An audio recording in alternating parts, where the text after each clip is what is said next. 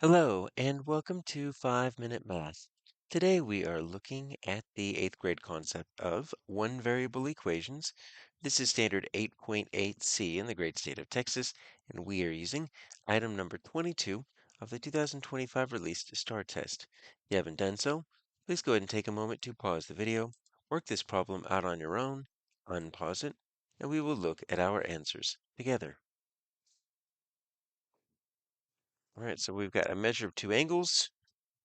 And we've got these long type of descriptions, 1/8 x plus 61, 3/4 x minus 27.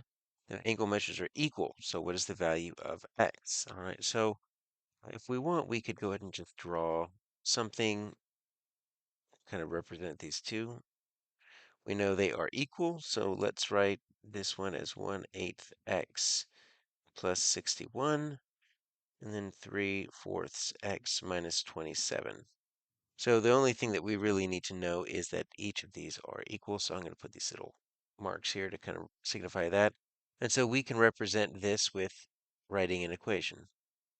Put 3/4 x minus 27 on one side. We can put 1/8 x plus 61.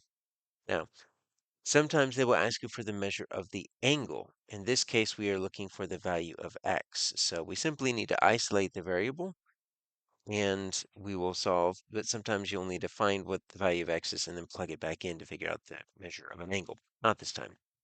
So what we're going to do is we're going to combine like terms. So let's get our x's over on the left and our constants over on the right. So I see a minus 27 on the left. So I'm going to use the addition property of equality. It says if you add the same quantity to both sides in an equation, it remains balanced and everything is fine. I'm choosing 27 because if I have a negative 27, positive 27, those are going to cancel each other out and give me 0, which is what I'm looking for over there. So 3/4 x equals, I still have my 1/8 x. Now I'm going to have an plus 88. All right, now we're going to use the subtraction property of equality. We're going to get this 1/8 x over to the 3/4 side. So minus 1/8 x minus 1/8 x. Now we got to do a little bit of work here. 3/4 minus 1/8.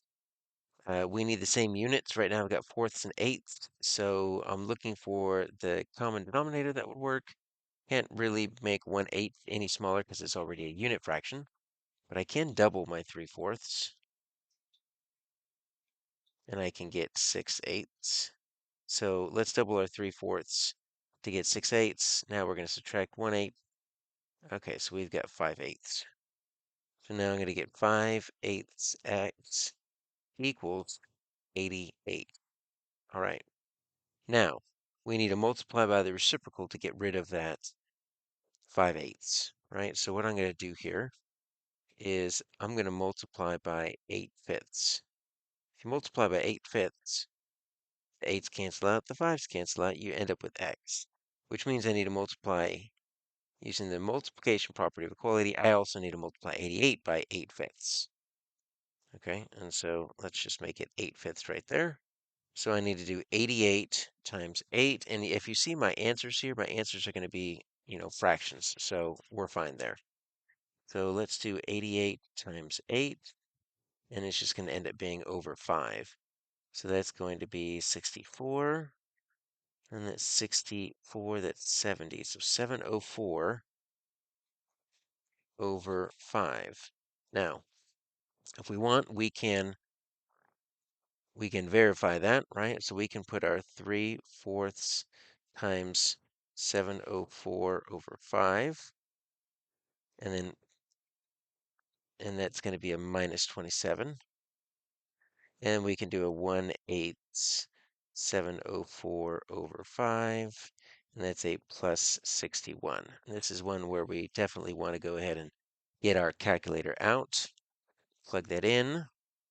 All right, so let's go ahead and do that. You see that plugging 704 over 5 into both expressions equals 78.6, so we did verify, and our answer here is going to be A.